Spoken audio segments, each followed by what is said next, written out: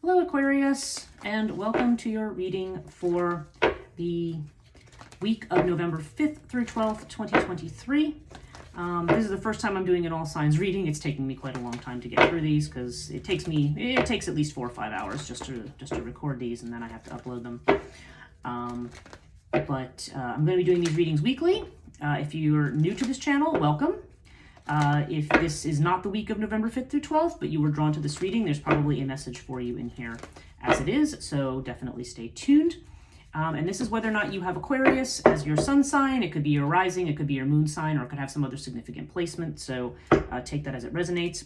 I'm going to be doing a 12-house astrological spread with the Cartouche deck, which is Egyptian, and also with tarot cards, and in this case I am using the Aquarian tarot this week.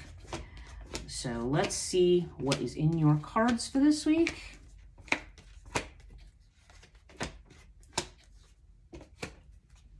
Okay. Now we're going to clarify these with the tarot. It's funny, I keep getting the word elucidate in my head and not clarify, and I think they mean the same thing. One just sounds more complicated than the other.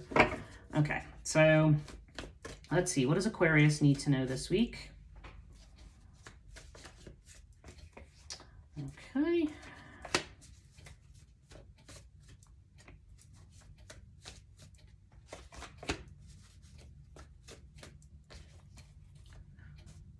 Okay. Wow. Something big's going on in your job sector here, Aquarius. At least for some of you. Okay. Wow. All right. So let's take a look at your reading. So let's start with Aries energy. This is the first house. This is how you present yourself to the world, how others see you, and your personality, how you want to brand yourself, how you want to be seen, and all that kind of stuff. Because Aries is the energy of I am, and and it's all about you, how you see yourself, and how you want others to see you. So okay, we've got Ankh with the Five of Pentacles. So this is actually quite contradictory because Ankh is a card of love, of loving life, of wanting to enjoy life, but you have this Five of Pentacles energy, so I feel like you've been too focused on being an outsider, too focused on your weaknesses, or maybe concerned about finances. This is definitely, I always feel, there's another reader who I follow who will refer to this card as the focus on your strengths, not your weaknesses. So I think there may be, you are ready to step into your own life, your own life energy, your own joy, your own power. But I feel like you may be focusing too much on your weaknesses or on, what you think you're lacking. So I feel like the advice here is definitely to lean into this energy of joy for yourself. If you go to the second house, which is Taurus energy, yeah, you've got a test situation here. Something where you're being tested financially, and you've got this 10 of rods or 10 of wands. This is like, you see this person is just carrying a huge burden. You may feel like you're overwhelmed by your financial situation or by some aspect of something. You could have a job that you really hate and say like, well, I want to get out of this job, but I'm afraid it's going to create too big of a financial burden. But this is definitely a test situation. So when test situations come up with Pyramid, Pyramid does indicate that things will come out all right in the end. That's the good news. But right now, this may be testing your faith in yourself here. It may be saying, are you going to stick to a poverty mindset, or are you going to, are you going to make decisions based on what's going to bring you real happiness? And a lot of times when we do that, if we're too focused on staying in a job for money, we're not, we all do that. And I do that. Listen, I'm Taurus. So I am definitely a person who is definitely looking at the paycheck and the bottom line. So I'm not one to tell anybody not to do that. But I think it's saying that we don't we weigh our happiness we put our happiness really low on the priority list when it comes to bringing in an income. So you may be in a position where you need to think about what's good for your health, what's good for your happiness, and not just what you think is going to bring in a paycheck, especially if it's something that's creating a huge burden. Third house, this is about messages, communications. Okay, for somebody, this is a communication that's unexpected from an air sign female, okay? That literally just rolled right out of my mouth, and that's just literally how I see it. This doesn't have to mean that. but it could also just mean some kind of unexpected message coming in that's really going to cut to the truth of something. Queen of Swords just cuts right through all the BS and shows you something for what it really is. So there could be an unexpected message coming in for you. Could be another Aquarius, could be a Libra, could be a Gemini. But there's somebody, you know, and it doesn't have to be any of those signs, by the way. It's just there's strong air energy associated with this card. But there seems to be somebody coming in who's going to bring an unexpected message. When Urias comes up in terms of communications, and this also has to do with self-effort, business, sometimes to do with siblings too. So for some of you, this could be a message from a family member, you know, like a sister or brother. But I don't know. I feel like this is just a very strong, it's definitely the house of messages.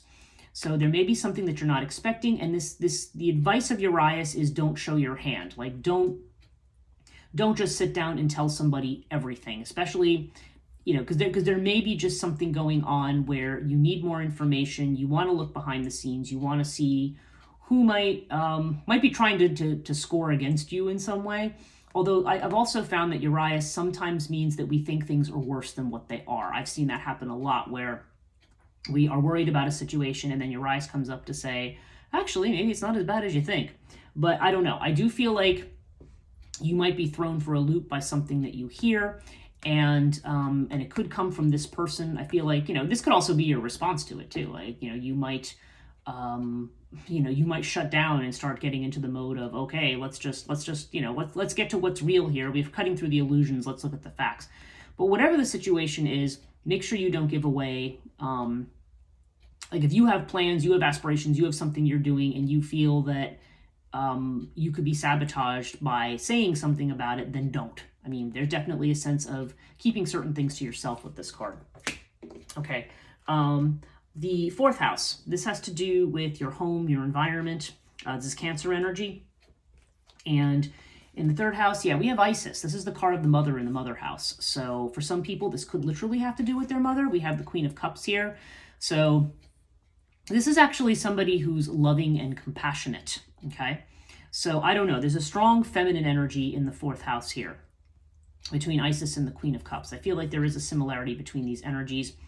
And, you know, it may be, now this could have to do with a literal female figure. It could just be the idea of making your home and your environment into a safe space. It could literally have to do with somebody's mother or somebody's mother helping out. But, you know, you take it as it resonates. But there's definitely this strong sense of wanting to feel nurtured and cared for within your home environment. So make sure your home is a sanctuary for you right now. Fifth house has to do with your creativity, potentially with love affairs or children. We have Horus here. So Horus, to me, there's a strong family sense to this in the fifth house. So there could be something connected. If you don't have children, it could be other children in the family. But we have this Two of Wands here. So there's this idea of a decision that has to be made. I feel like there may be choices with two. For some people, if this is also the house of love affairs, so for some of you, this might literally mean you're a very charismatic person and you're going to have your choices in terms of love, or maybe you're choosing between two people. So that's also a possibility here. But this is also the house of creativity. So again, there could be choices to be made about a creative project because Horus is also connected very heavily to creativity and creative projects. So yeah, Horus energy is very strongly Leo energy. Which is connected to this house. So to have that in the house of Leo is actually a very auspicious kind of a sign. But this does suggest that you may have some choices and decisions that you need to make. The word creativity seems to be coming into my head more than anything. So I feel like you are, you know, you may be at a crossroads and may need to make a decision about what talents you are using or what you want to offer or what you want to spend your time on. Okay. That feels the strongest to me, but as I mentioned, it could be those other things. You take it as it resonates. Sixth house is Virgo energy, and Virgo has to do with it's our health, it's our worries, it's our anxieties. It can be our job. Okay. Now, okay, so we got double nines here. We've got the 9 up here, and we've got a 9 here. And 9 of Wands is definitely this idea of feeling like you're not ready to give up on something yet. Like trying to push through to the end of something. And Anubis kind of indicates that this may be a protective thing. Like you may feel that you're on rocky ground and you need some kind of protection. Again, if we're going back to this job thing, being this is the house of jobs, I feel like you may be at this point saying, I'm not ready to give up yet.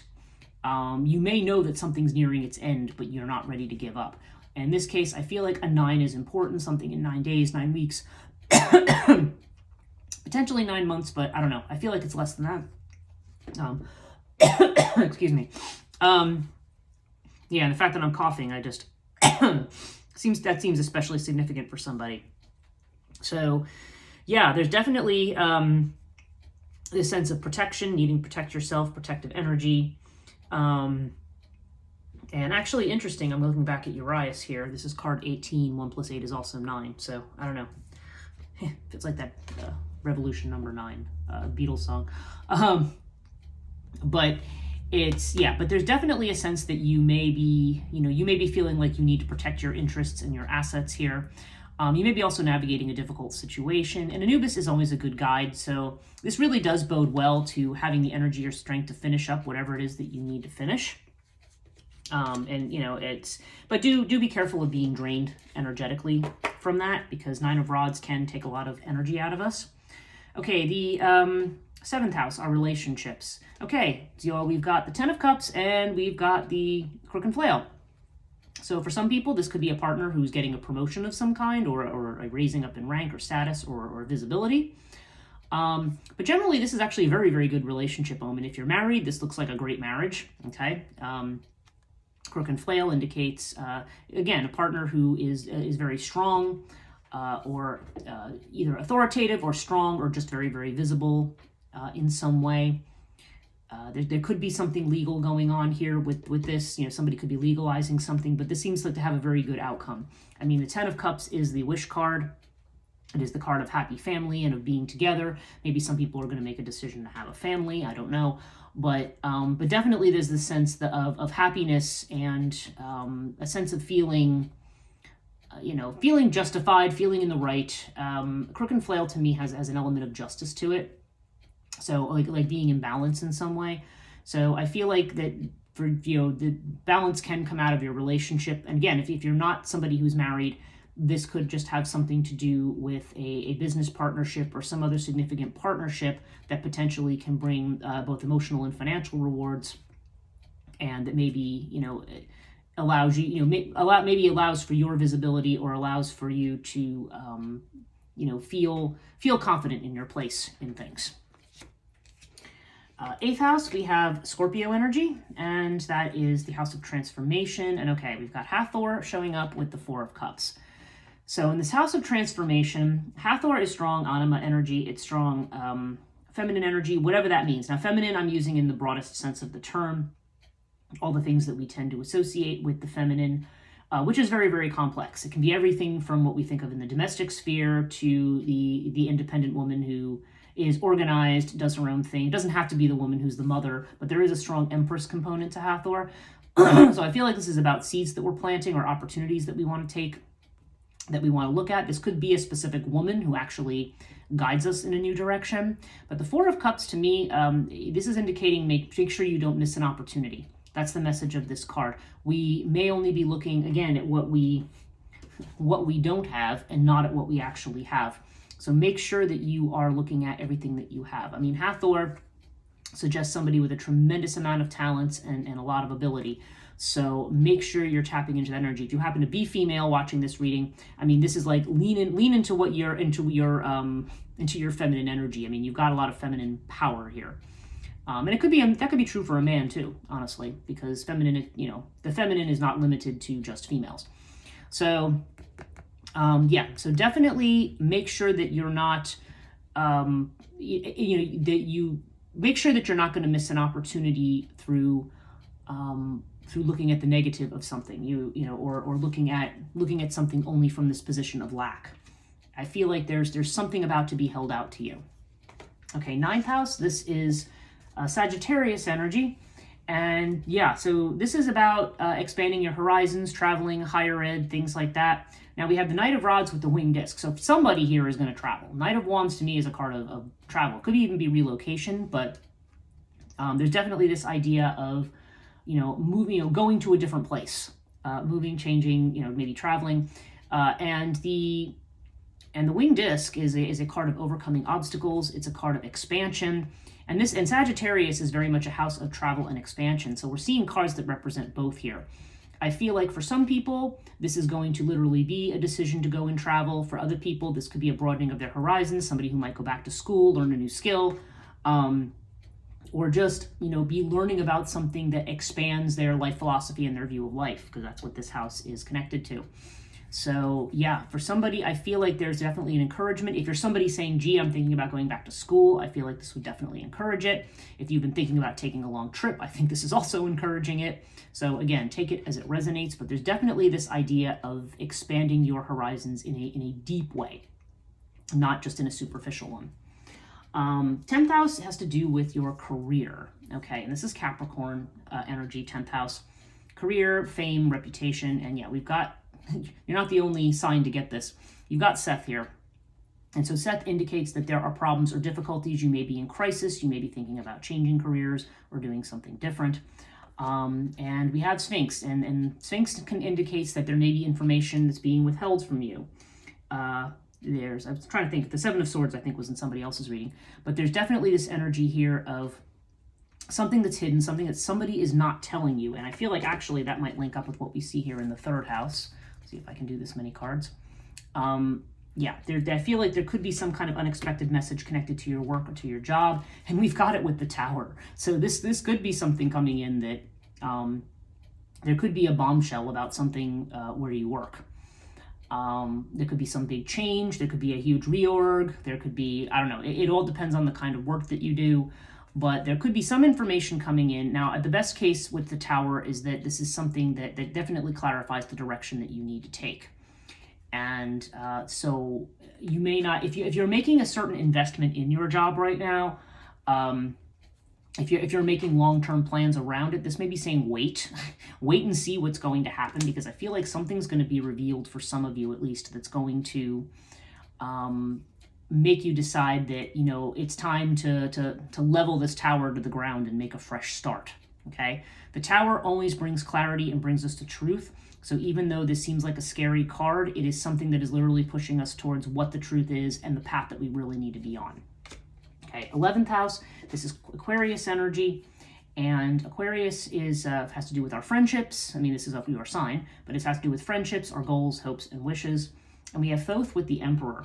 So yeah, this is definitely, literally I'm reading this as it's time to take control. Okay, this has to do with time, I feel like, with timing, correct timing, shall we say. And the Emperor has to do with taking charge of something. So you definitely have I feel like you have the resources to take charge of your life. This could, for some people, mean another person who comes in and helps them take charge. Nonetheless, so, because it is the house of friendship, so this could be a friend or somebody that you are associated with in your network who's able to help you push ahead and help you to navigate a particular situation. Thoth oftentimes has to do with karma or karmic situations, and it can also have to do with healing and that sort of thing. So yeah, there's definitely this sense here that there is going to be this opportunity that we're seeing in the 8th house.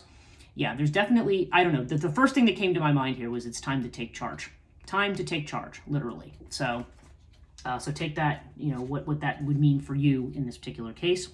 12th house is Pisces energy. This is what's hidden, what we're afraid of. We have the Lotus with the Knight of Swords. So Knight of Swords, yeah, we may be thinking about something very hard. We may be anxious to make a change, but our minds may be getting in the way. We may be afraid of doing something too impulsively. And, this seems to be causing a lot of worry, because the Lotus card definitely has to do with worry about stuff.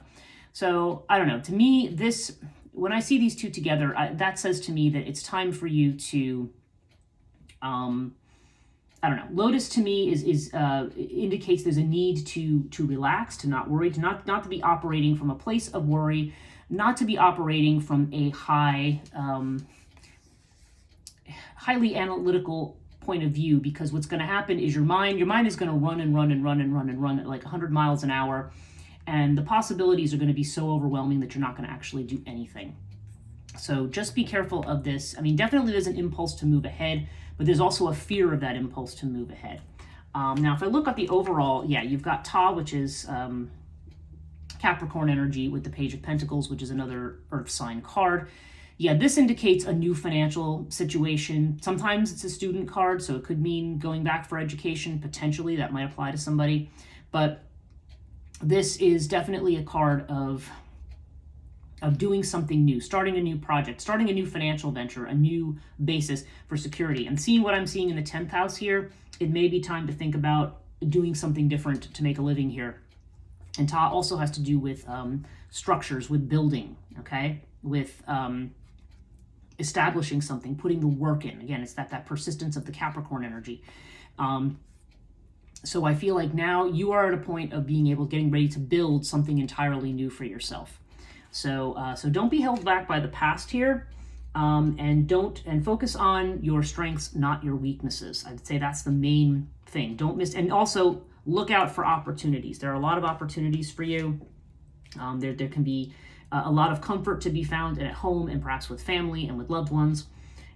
So yeah, you can take charge of things that are very stressful right now. You may have some messages coming in that are difficult, but they are all going to be leading you to the place where you are going to have the control that you want over things. Thanks so much for watching this week. See you next week.